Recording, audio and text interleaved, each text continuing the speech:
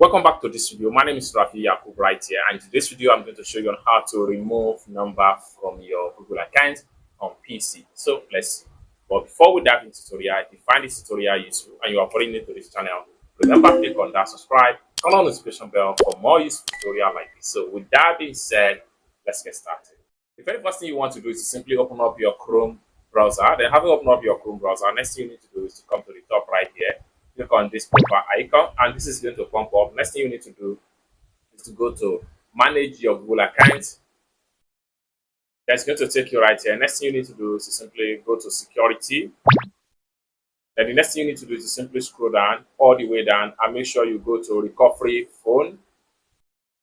Then right here you have your phone number right here. So for you to remove the phone number, you can simply click on this trash bin icon right here and then follow the prompt and remove your phone number. Alternatively, you can click on this pencil icon right here.